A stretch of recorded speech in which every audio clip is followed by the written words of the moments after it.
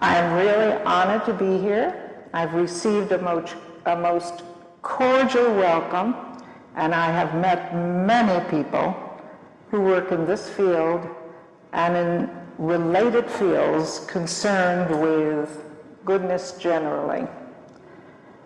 A special thanks, of course, to Professor Kopperman and all his committee members. I don't know how many they are, but Paul told me there are too many to mention, who have labored for years to bring outstanding people to this state university and have had to manage to get funds as well as make all the complex arrangements that come with such activities. So again, I am honored to be included among them and was very happy to spend the last 2 days here with so many diverse people. I also want to thank the people who came to listen.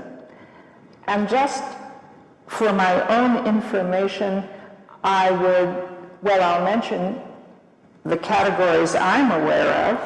There are faculty, students, and community members. I've heard about some of the activities that some people, including some of the community members who are sitting here, their outstanding activities speak more than my words ever could. I don't know if there are any survivors among you.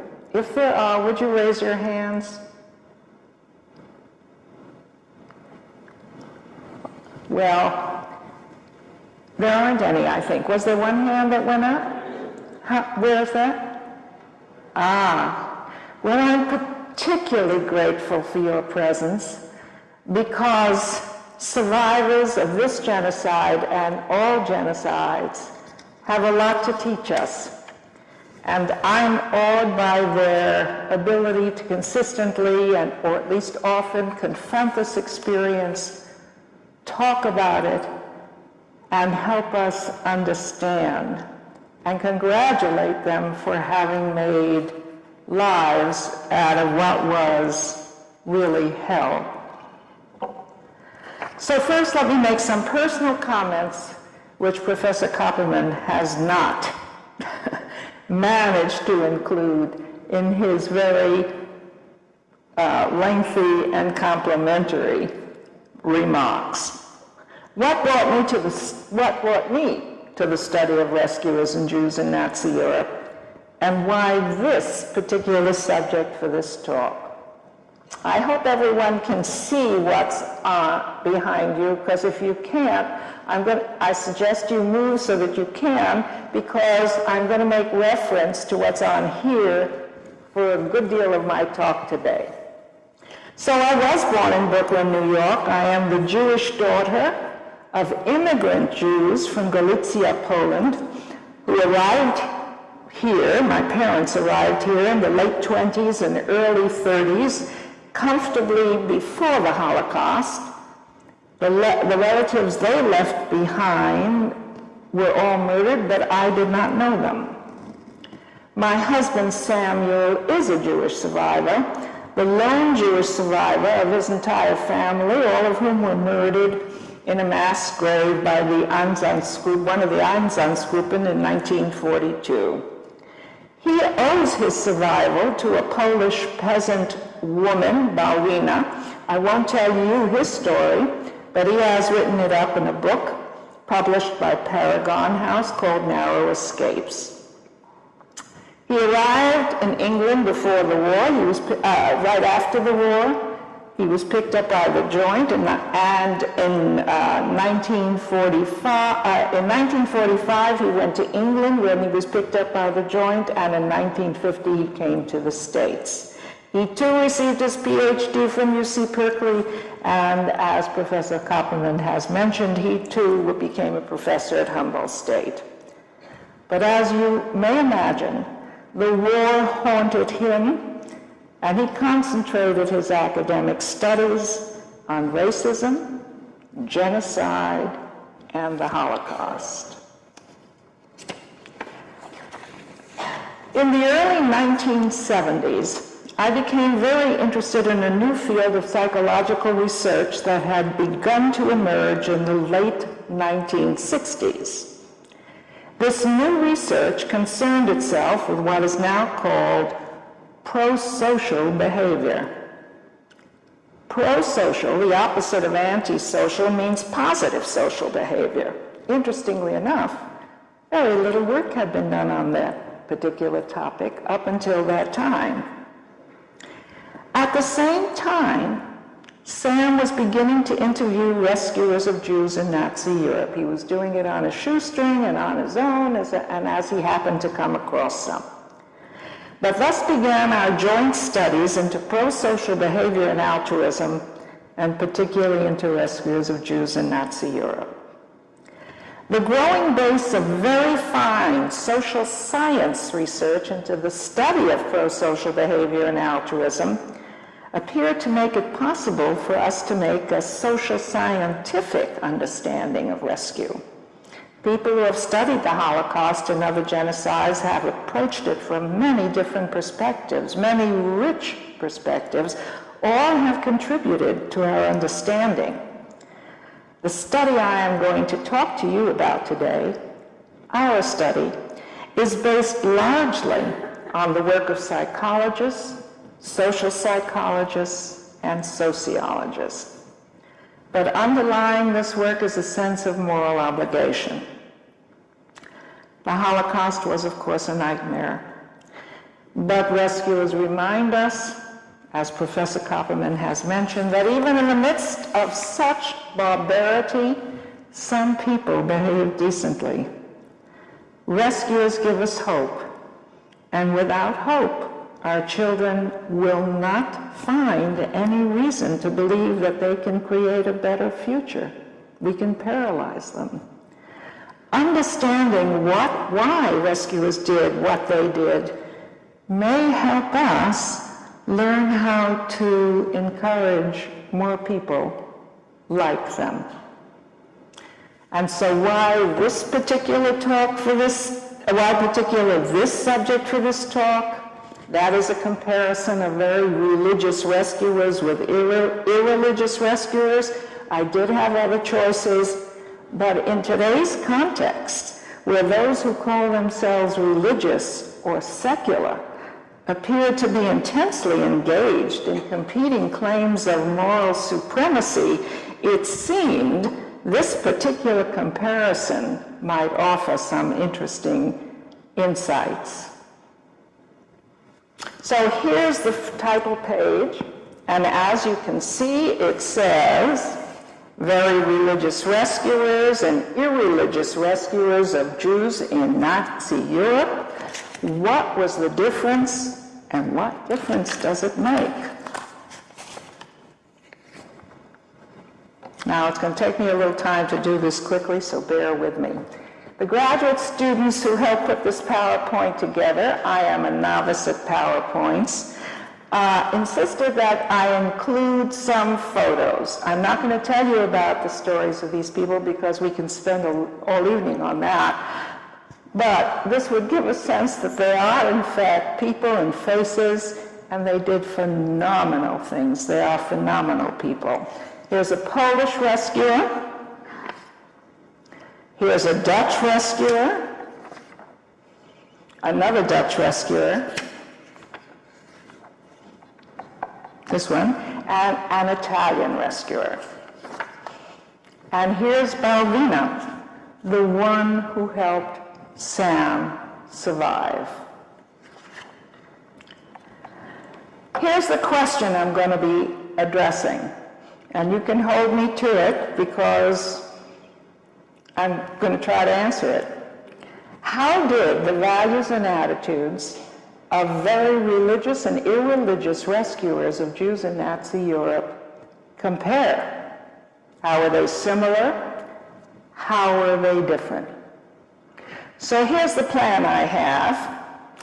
I'm going to begin by presenting the evidence for the claims I'm going to make. And then I'm going to go on and tell you about the similarities and differences we found between rescuers and non-rescuers first, and then very religious and irreligious rescuers. I'm going to suggest some implications, and I'm going to conclude with two stories, one of an irreligious rescuer and the other a very religious rescuer, that highlights some of the similarities and differences. And I've enlisted Professor Paul Copperman as an actor tonight because he's going to read the story, actually the first voice account of the irreligious rescuer. So I'm going to start by telling you, what do we mean by a rescuer? And here's the way we defined it. They are non-Jews in Nazi-occupied Europe. They acted voluntarily. They intended to save a Jewish person. They put themselves at high risk and without expectations of external rewards.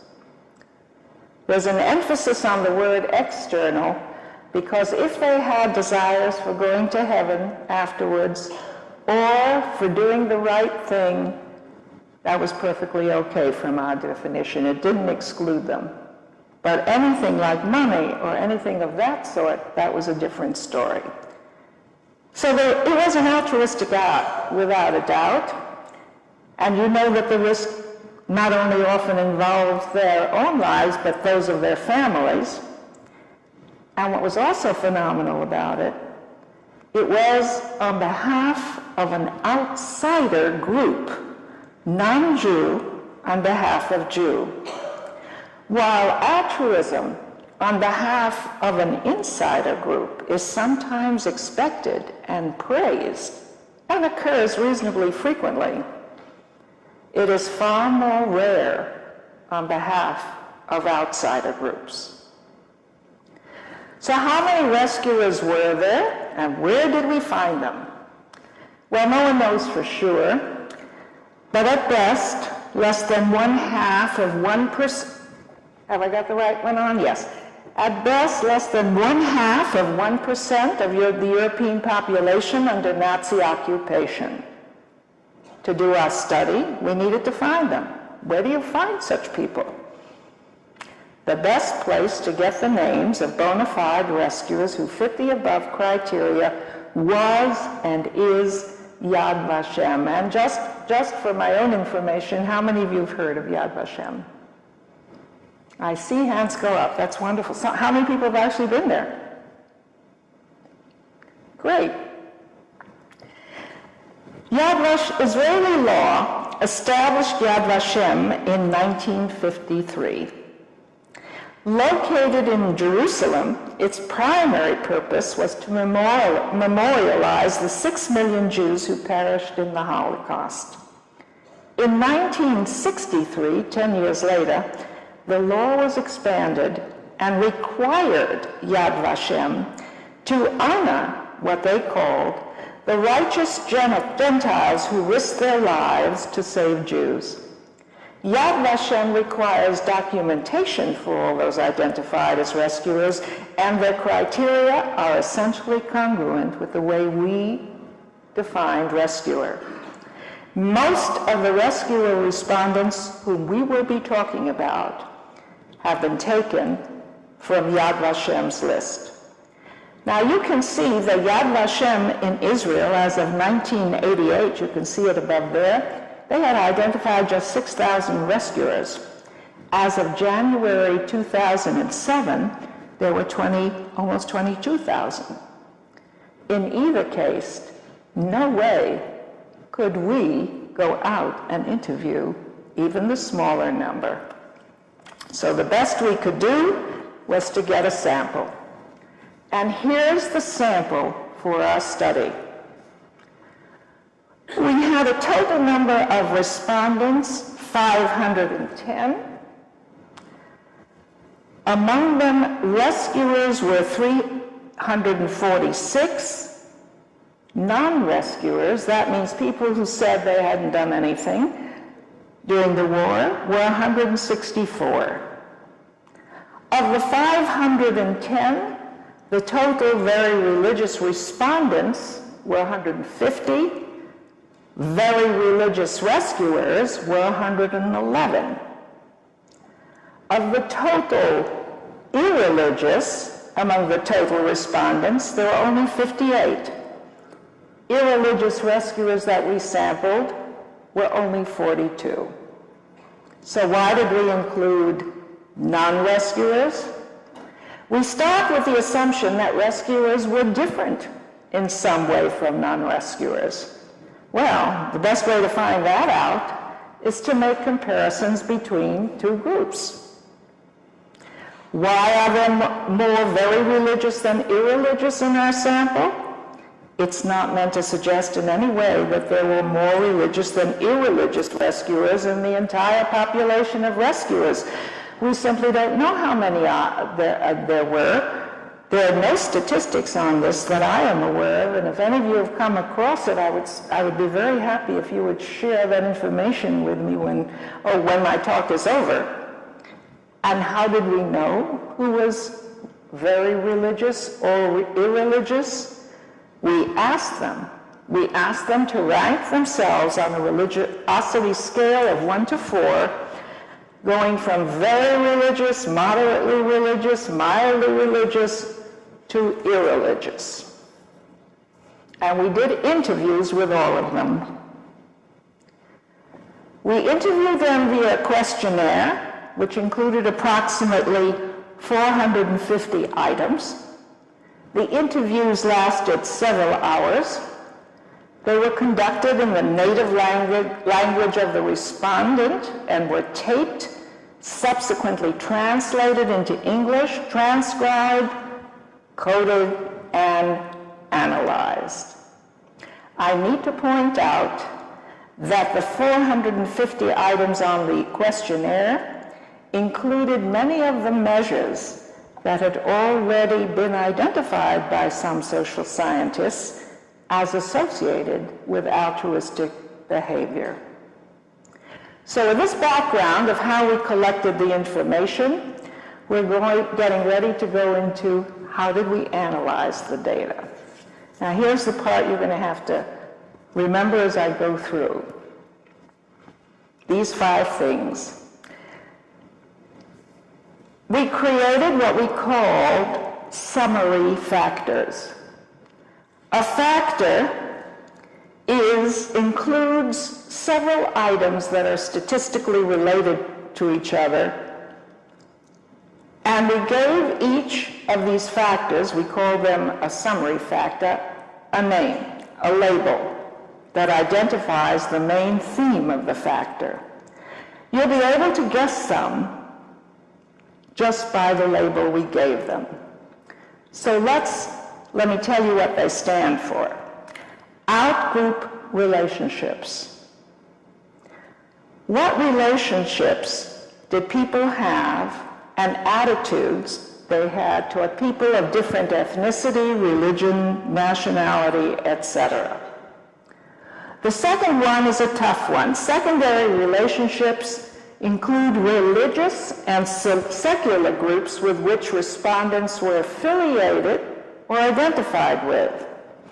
Primary relationships is pretty easy to remember. That includes relationships with families of origin and relatives, friends, and neighbors. Sharing includes values and attitudes encouraging sharing material things and emotional resources with others.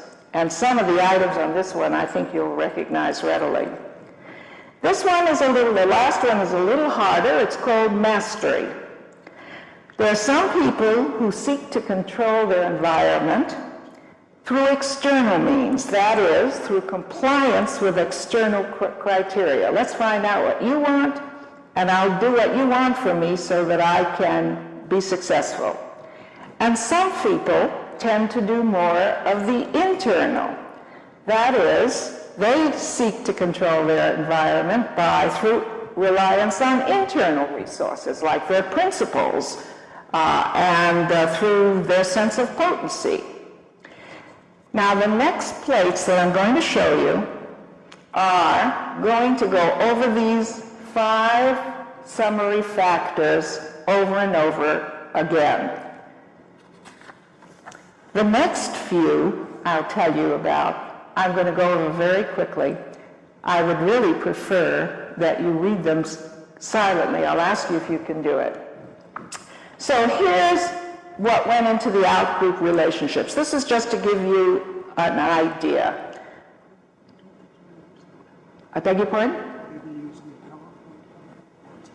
Oh, did I not use it? Did I skip that one? The most... Okay, do you see it now? Thank you. Out-group, secondary, primary, sharing, and mastery. Those 5, okay? Those are the ones that we go over and over. And here's what went into the out-group ones. I'm not going to... If you can read these silently, that would really work probably faster than if I read them for you. How many of you can do that? Okay, is there anyone, that seems to be most people feel comfortable doing that. So I think I'll go that way, and I'll take a hint from anybody. And Paul, if you think it's not working that way, well, because the next few plates do just that. So I'm just going to go from one to the other. Out-group relationships, there were 17 items in this category. That was the very first one.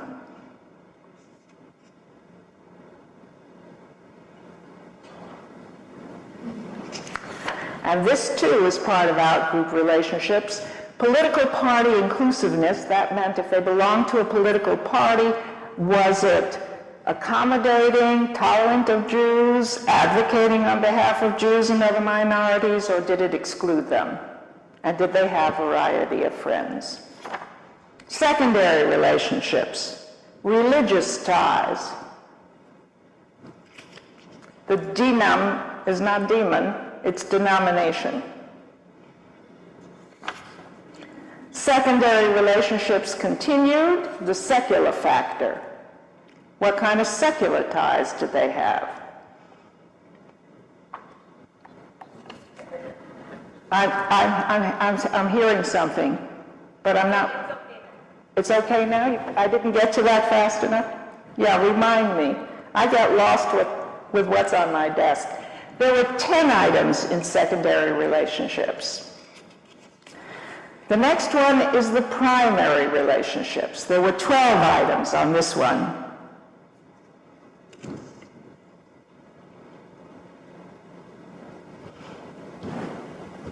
You can signal me if you can when we're ready to move.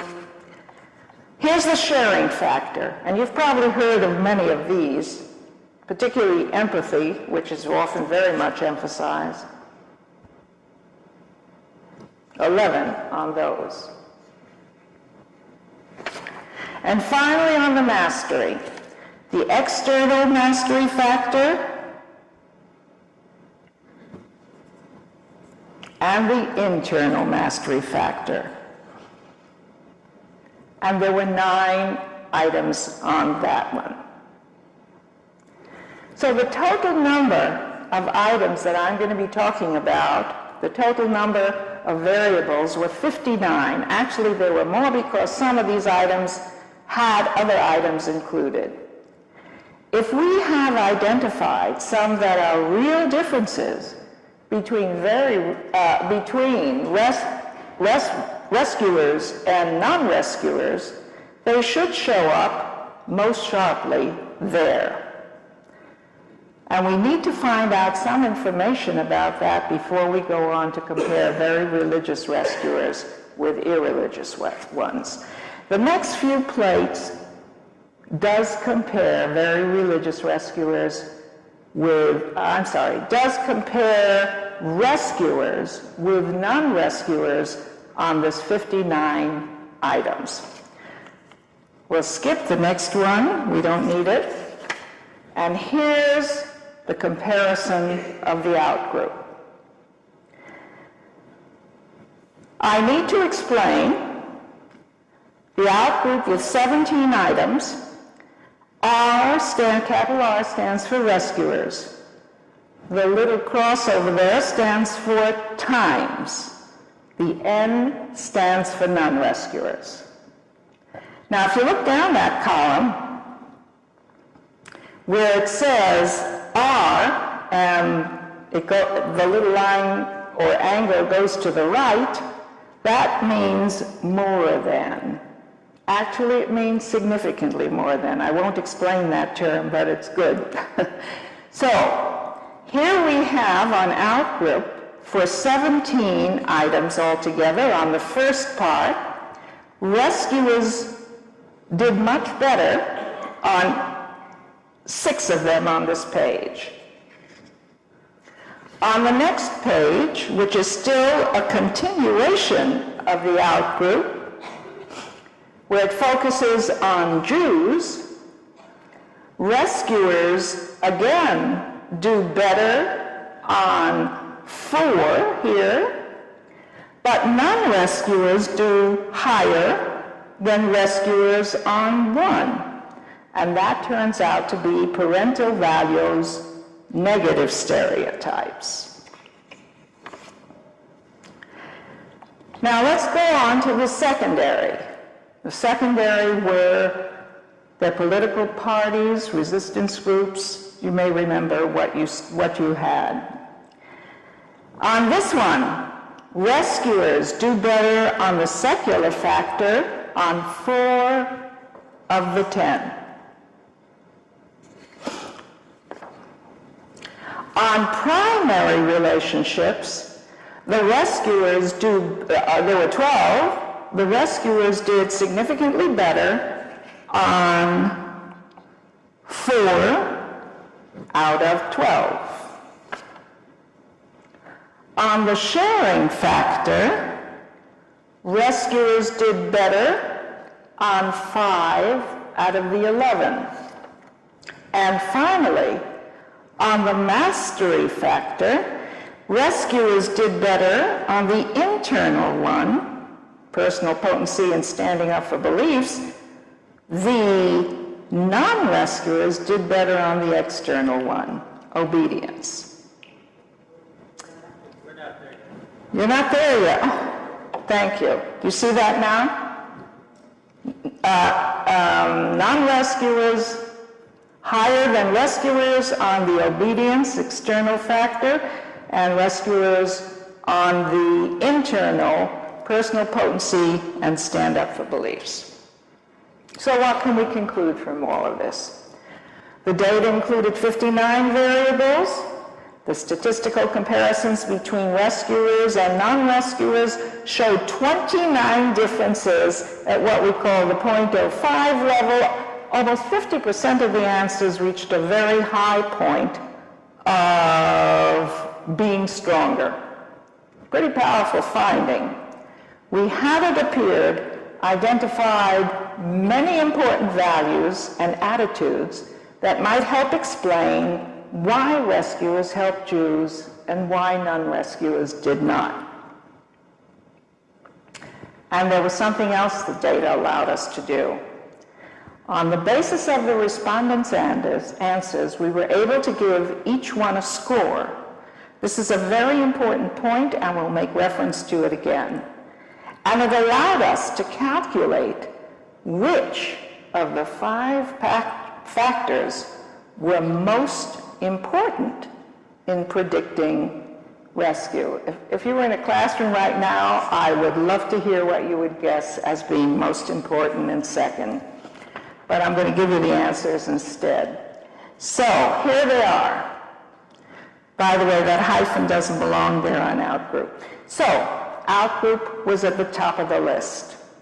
It contributed 0.68 to predicting rescue in our study. Secular secondary was second. It contributed 0.58. Primary relationships, 0.47. Sharing, 0.41. External mastery, minus 0.35, which means you lose points. and mastery internal, 0.30. I should point out that all of these were statistically significant in predicting rescue. I mean, they were all important, but this is their ranking. Can you briefly go over what those mean exactly? What does an outgroup mean? I beg your pardon? What does outgroup mean exactly? What's the behavior exactly? Outgroup means their attitudes and values toward people who are different from them, ethnicity, religion, or nationality. So they have the most favorable attitudes towards people different. Right, right. Any other questions? I'd be glad to clarify at this point. Yes, so secular and primary. Yes, secondary secular. So what What did those include? Those included resistance groups, whether they belonged or a family member belonged. It also included whether they belonged to a political party. And it also included one other thing which is escaping me right now. Let's go back and find out. No, that's all that showed up here. But it could have included at least one more factor, one more item. But those were basically the strongest that I just mentioned. And the secondary is very important, because that represents what some people call your social capital. That means these are your network of supportive groups who are going to help you do whatever you're going to do. That may make it easier to understand. And it's a very important item, and I'm going to refer to it again. So, but does this mean, just because you look at a ranking like this, that those who scored highest on outgroup relationships, that was number 1, were also most likely to rescue? Not necessarily, as we shall see. So we're now going to make our final comparisons, that is between irreligious and very religious rescuers. We know we're on to something here, because we've got all these findings, so we're ready to proceed. But this time, we're going to use graphs.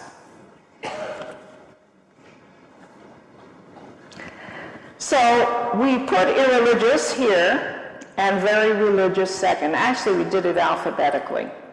We're trying to be very fair in all this, because sometimes people do take, my own experience is that we're often on very fragile ground, and some people think because you say one thing or another about some group that it's an offense. But I hope none of you will take, in fact, I know you won't. So the first thing I want to point out, here's the irreligious and very religious, is that you can see that there was a great deal of overlap, a lot of similarity on the outgroup. You can see it on this graph and all that follows. But the graph also shows a tilt in a particular direction or another. We're going to begin with the 3 bar graphs that show irreligious rescuers scoring higher than very religious rescuers. The first one above shows outgroup relationships. And you can see what I've just said. You will remember that each respondent got a score. So the irreligious got more points on this one. The next one was external mastery. And that was being concerned with economic competence more, being concerned with obedience more, and now, or propriety, behaving properly. Irreligious rescuers scored higher on external mastery. But that was a minus 0.35, so they lost points on this one. The third one, where irreligious rescuers scored higher, was on internal mastery. So even though they scored higher on external mastery, they also scored higher on internal mastery, their internal resources. So they got back some points on this one. So now we're going to look on the graphs, two of them, where very religious rescuers scored higher. Primary relationships with families, friends, relatives. Very religious rescuers did much better at this one. Slide. I beg your pardon? Thank you. Hard for me to do two things at one time. So, and the second one, rescuers did much better on the sharing. So they got more points on this one. So with the pluses and the minus, we don't know at this point how the scores add up. But we have one more to look at before we see the total score for each group. And that's secondary relationships, secular. You'll remember that the secondary secular relationships, which means resistance groups and political party memberships, were second only to outgroup relationships in predicting rescue. So on this very important factor, you can see that irreligious rescuers scored very similarly to very religious rescuers, almost identically. It suggests the importance of what people call the social capital, the kind of support you can count on with respect to altruistic work, particularly dangerous altruistic work, and particularly on behalf of outgroups. And in this case, it counted a great deal. There was one other factor I did leave out, one other item, and that was the extent to which, on the secondary, and that was the extent to which people identified themselves as being part of the national community, and that meant being patriots in the best sense of the word, but not nationalists. So now how do the total scores add up? Here it is. And it's almost identical. The discriminant function score tells us the score for each group. As you can see from this graph, when the scores for the very religious and very religious rescuers were added up, they were just about identical, meaning they contributed to predicting rescue in the same percentage, even though each group differed from the other on particular attitudes and values. So now we come to the summary and implications. So how did the values and attitudes of irreligious and very religious rescuers of Jews in Nazi Europe compare? How are they similar? There was considerable overlap on each of the 5 summary factors. They shared many similar values and attitudes. How are they different? But each group also shared some stronger inclinations with respect to some values and attitudes. Irreligious rescuers were stronger on outgroup relationships, external mastery, and internal mastery. Very religious rescuers were stronger on primary relationships, with families, and sharing, empathy, and their willingness to give to people. But despite these differences, both groups were equally predicted to be rescuers statistically. A strong showing on some of the summary factors compensated for other weaker ones. What this suggests is that the values and attitudes leading to similar high-cost altruistic behaviors toward outsiders are not necessarily identical in different groups. And finally, one very important point, both irreligious rescuers and very religious rescuers had similar amounts of social capital. They had in similar amounts a network of supportive secondary relationships to depend on for carrying out that activity. This factor may be crucial in carrying out altruistic behaviors generally, but particularly so in relation to outgroups, and even more so when the danger is high. I need to conclude this section by identifying at least two limitations of the above. The items we identified do not tell us the whole story. They don't tell us all the variables which predicted rescue. There were many other items to consider that are not included in this work. And two, we don't know the extent to which the findings in this study may generalize to other studies of similar populations. But in order to put a human face on this very abstract presentation, I'm going to conclude by sharing the stories of two real-life rescuers, one an irreligious rescuer and the other a very religious rescuer. I'll give you the short versions. In listening to them, you might consider these questions. What were their relationships with outsiders generally, and with Jews particularly?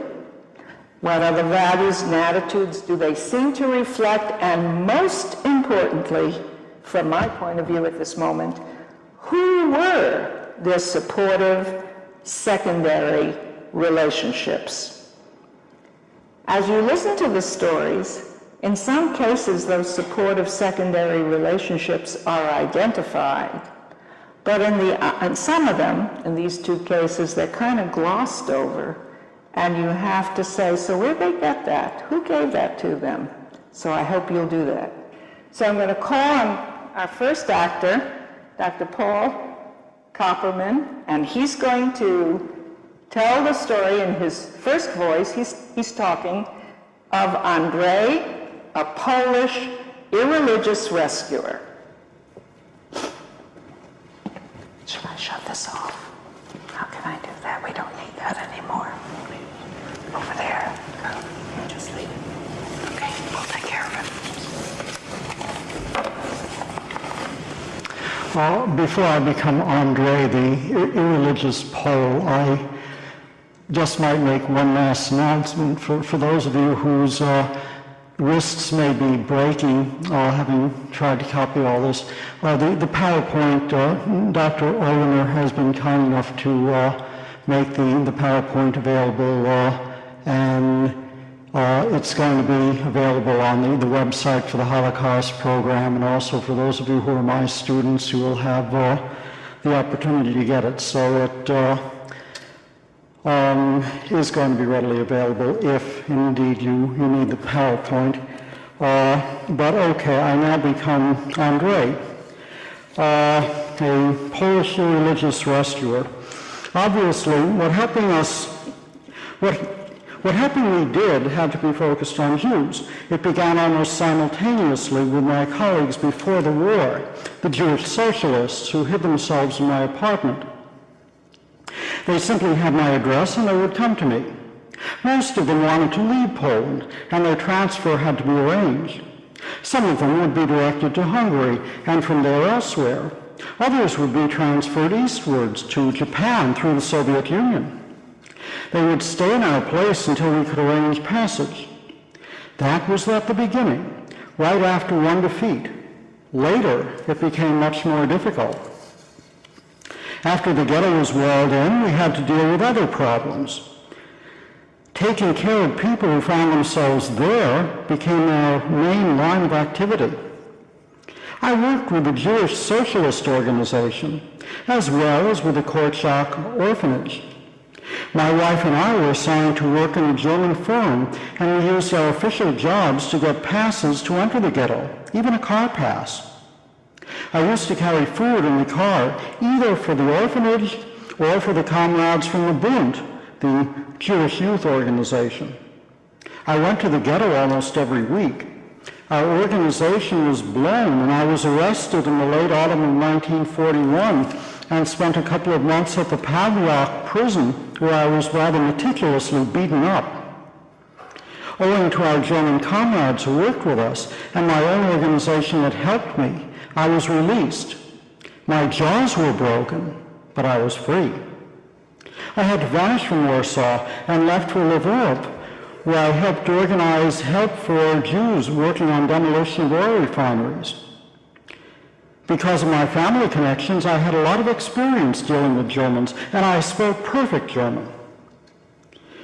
When I put on my German outfit, a jacket, breeches, boots, a Tyrolean hat, it seemed to suit me perfectly. After some 3 months, the Gestapo caught on, and we, my wife and I, had to run for our lives. We then found ourselves in the forests in the area of Kircha. We organized and later participated in socialist, political, and guerrilla activities. At first, we were part of the underground army, but after the rupture with them and the domestic government, we were on our own.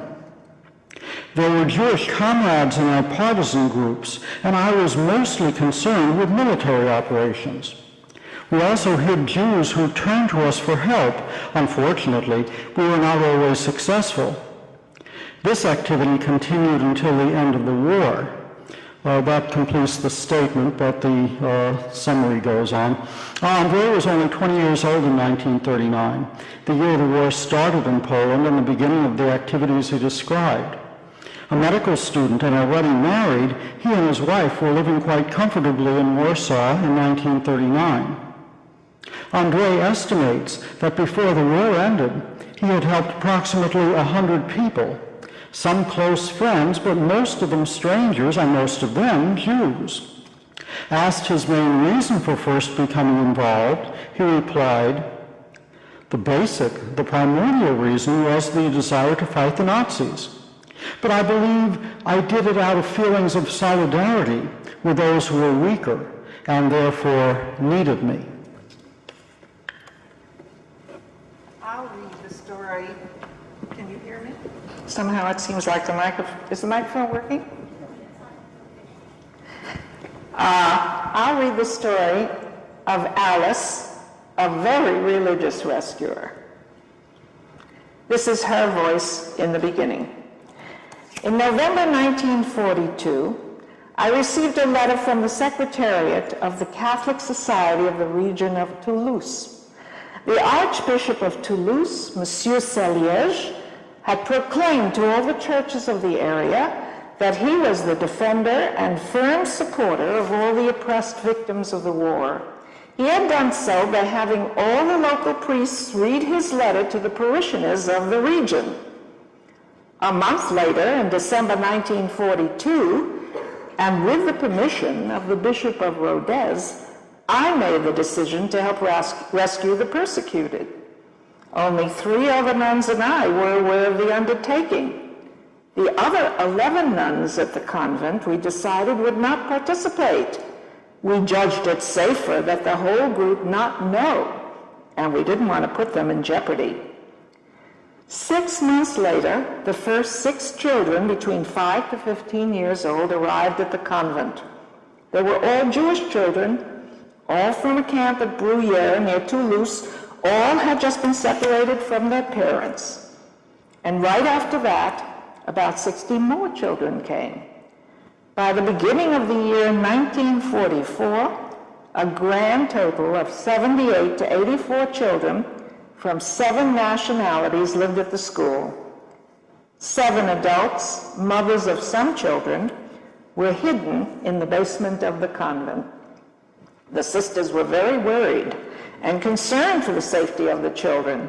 It was their job to teach them how to act in accordance with their new civil status. We gave all of them different last names, and the sisters had to constantly drill them so that they would answer correctly if questioned by outsiders. They also had to learn the Catholic prayers. All went well for them.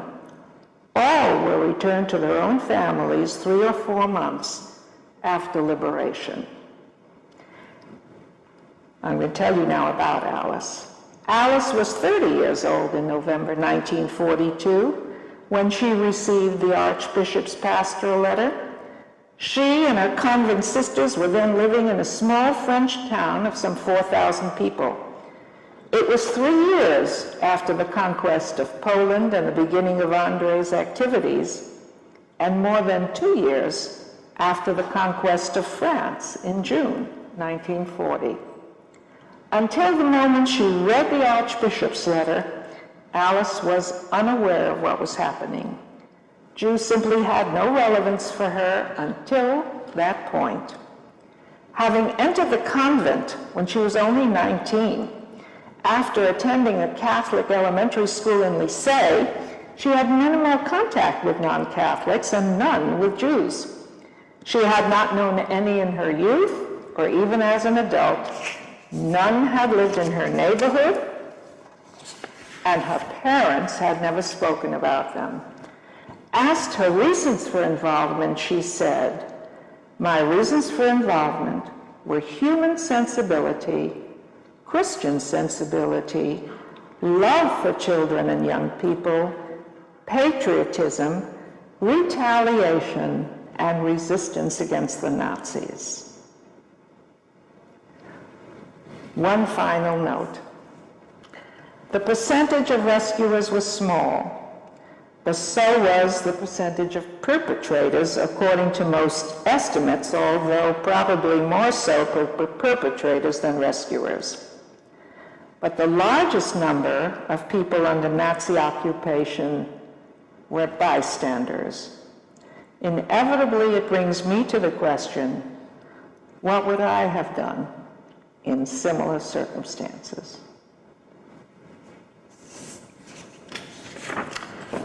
That's it.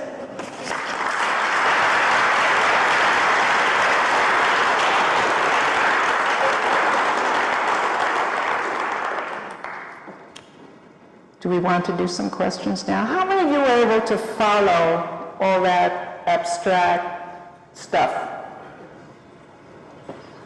I didn't see, would you raise your hands once more? I want to sort of get a sense of it. Wasn't too bad. Thank you. Okay, if you have questions, could you possibly come down to the mic here? Or else shout very loudly from where you are. I had a question about the external mastery item, which included, I believe, economic competence and obedience. Right. Which seem to be very, very different type of things. It's very possible to be economically competent and totally disobedient, and vice versa. True. And did you try separating those items between the religious and irreligious? Because it showed that the irreligious were higher in external mastery than the religious. But it's not clear whether that's because they were more obedient, which doesn't seem likely to me, or if they were more economically competent. That's a very good point, because we dealt with a factor, and I can tell you exactly where you can find the answer to that question. Each of those items was broken down, and if I had my book in front of me, or if you bought this book, I can tell you where you can find the answers to just that very item. Okay, maybe I'll show it to you. I don't know if anyone else is interested, but it's all in the back in the statistics that are given, and they're easy to read. Okay? How's that? When you do a factor, what you try to do are items that are associated. And you're right, it doesn't tell you for each single one. I'm curious about the ages. I beg your pardon? The ages. How old were the people who were rescuing? Oh, very good question. They ranged from people in their teens, some of whom worked with their families, and they didn't take the major responsibility. They might have been messengers, they might have helped get food. And the oldest age, I don't know. But there were some very young people who were recruited by their families to do things, and they were out doing them. As a group. I beg your pardon? As a group. It's just all ages and no concentration? I'm sorry, I can't hear you. Did you say as a rule? Right, what were No, the young ones were not nearly as active as the older. What I meant was, generally speaking, it covered all ages, or did you have a cluster? What we did is, and that's an excellent question, statistically speaking, we held age constant. Oh, you did? So you Yes. don't really know the answer then? No, I didn't mention it here. Okay. That means you control it by number, by doing certain statistical procedures. It's like golfers who operate. You don't take them out of the pool, but you hold their age constant so that they compensate, and all people come around statistically to be around the same age. We hold gender constant too. But there's a very important point in what you're saying. Age could make a substantial difference too. So that was our attempt to control for it. How did you identify non-rescuers? We had people in many countries around the world who were in Europe who were doing, and they were academics, and they were doing the interviewing for us. They were people affiliated with institutions. So by and large, they were the ones who identified people who are not rescuers. And it often happened that sometimes one of our people was interviewing someone. Everyone got the same question. After getting all these kind of questions, every person was asked, what did you do during the war? So sometimes we might have thought somebody actually did something, and then they tell the story of what they did during the war, and we could see that they were a non-rescuer. But I have to also say that some of those non-rescuers were actives, and we called them that. That meant that what they did was, they said they had participated in resistance work. But there were resistance groups who had nothing to do with Jews, as you probably, or you might know. So we just called them non-rescuer. We did not call them passives or bystanders. And if you want more information on this, our first book, The Altruistic Personality, which preceded this one, gives you the questions that we asked and gives you all the data on some of those questions that you're talking about. And as in this book, we try to keep the statistics to the back of it and let you just kind of know the results in the front of it. But if you are statistically oriented and want to know, and that's very important in any conclusion, if you want to know the methodology, it's there. And how we defined all these terms, we had to measure them, and how we measured them. All of that is in this book and the first. So you know exactly how we came to the conclusion that somebody had self-esteem or didn't, or had a lower amount. Yes? Are you or is anyone researching the bystanders, the people who did nothing, and why? No. The only thing we can talk about here is in relation to rescuers. So you can find out some things about them that way. You can say that as compared with rescuers, they didn't have this, or they didn't have that. So that suggests some of the things they didn't have. But do you have a special reason for asking that? Oh, because you said that was the vast majority of people. Ah, that's true. So that Yeah. it's like there's a whole lot of our world we might understand if we understood those folks. Well, we understand a lot of what they're weaker in. So there they are. It sounds as if the chance you're not a rescuer, that the chance of them being religious is about the same as them being non-religious. Would you please, I can't hear. Did you have the rescuers broken down by gender? Yeah, I think we have another question, and I'll address that one. Yes? Statistics aren't my field, but it sounds as if that the chance, if you had a rescuer, that the chance of them being religious was about the same as them being non-religious. So what were the differences between the two groups, between religious and non-religious? Rescuers? Yes, what were the common characteristics among, what were the differences between the two groups in the end? Well, I think I pointed them out to you. I pointed out that irreligious were higher on outgroup, if you recall. They were lower on external mastery, or they were higher on it, so they lost points, and they were higher on internal mastery. The very religious were higher on family and higher on sharing. So in other words, if the motivations for religious people to be rescuers, I guess, correlated with family relationships. Primary Okay. And family relationships. And for the irreligious, what was the motivation? Social relationships? It was from a predictive standpoint,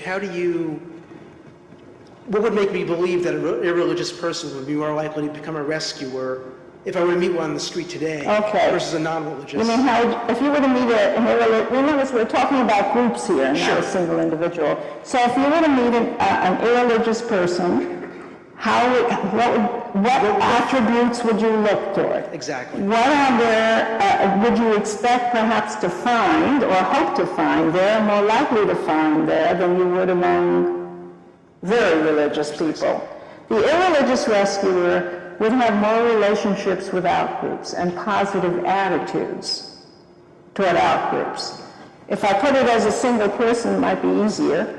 He would be a person who would be very concerned with economic competence.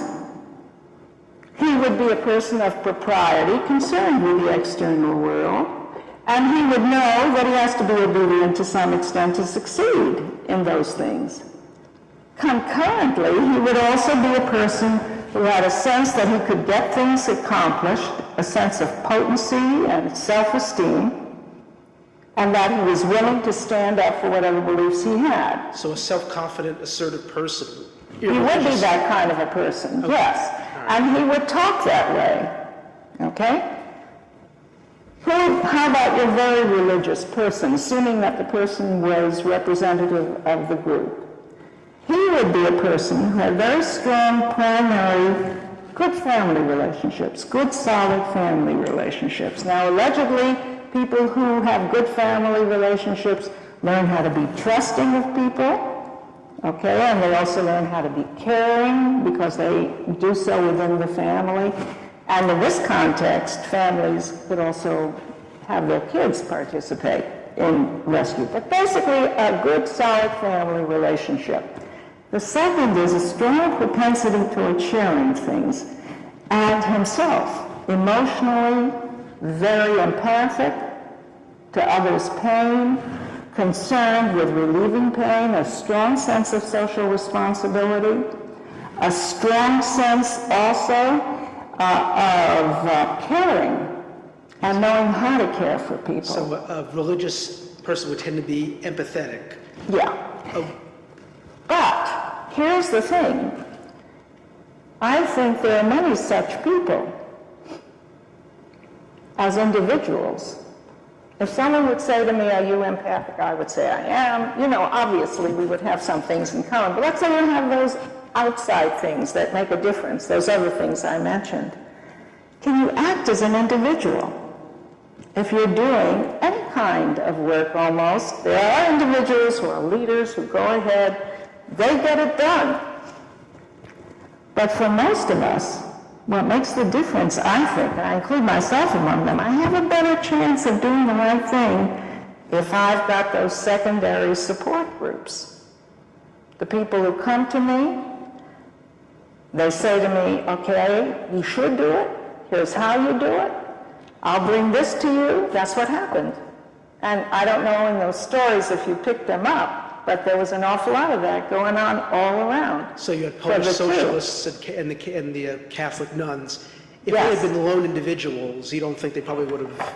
Right, and you can't tell me that those nuns didn't know. She says they didn't know, but there are 11 nuns and all these kids are coming in and they're teaching them the Catholic. I mean, they obviously knew. But in addition to it, she went to the religious leaders on top. She got permission and she got the letter from the Archbishop. And who brought the kids in the first place? Where'd they come from? How'd they get in touch? How did that happen? Where'd she get the food to feed them? There's a lot of stuff that went into it. And without those groups, she couldn't have done it. I don't think. So that's the point of the secondary resources. And I think if you look at your work, and there are some people who do phenomenal work here. So you just can't, it's very rare to be able to do that kind of work, any kind of altruistic work alone, but particularly this kind. So even the bystanders then may have made their contribution They might have. through enabling the... Exactly, and that to me is the lesson, really. We have to look around and see what's our network of social capital. You know, who are the people we depend on? What are they telling us? You know, would they recruit me? Are they part of a network that I could count on for doing some good stuff? You know, that to me is really critical in turning bystanders into potential actors. Of course, there were also the perpetrators. I mean, those are beyond the pale, obviously. They were enabled by other people. Yeah, you couldn't. You know, they were into something else entirely. Thank you for asking those questions. Regarding your husband, Sam, and was it Rowena? I beg your pardon? His rescuer, Yes, Balvina. Balvina. How did she fit into... The picture? Right, of the two that Okay. you talked about? Balvina was a Polish peasant woman and living in the same small town. And Sam's father did would sell her a cow at the market, or knew her as the person that he sometimes traded with. And he sometimes Sam's father would send Sam to Balvina to either deliver whatever the goods was or to bring the goods. And she would always give him some cookies or some sweet or some milk. So something which was very kind, she didn't have to do that. Well, when the ghetto was eliminated, when the Einsatzgruppen, when they were being taken on the wagons, his stepmother at the time, his biological mother had died and his father had remarried, she said to him, "Shmuel, you can save yourself. If you meet my husband, you'll see he's blonde. Well, he was blonde, he's gray now. Even grayer than I am. And he looks very non-Jewish from an Eastern European point of view." So she said, "You can save yourself. Don't jump off the wagon, it's going to be bad." And he jumped off the wagon. And he managed to hide. He's a kid of 12. I think about this in terms of my grandson, who's 12 years old. I have one who's 12. Just seems to me impossible, but that's what happened. And he went back into the ghetto, hid on the roof, watched some of the locals who were cooperating with the Nazis, searching for anyone who was hiding. They didn't find him. And after it was all over, and they had cleaned her out, then he went to Balvina's house. She kept him really for just a few days. And she said afterwards, and she started teaching him the basic Catholic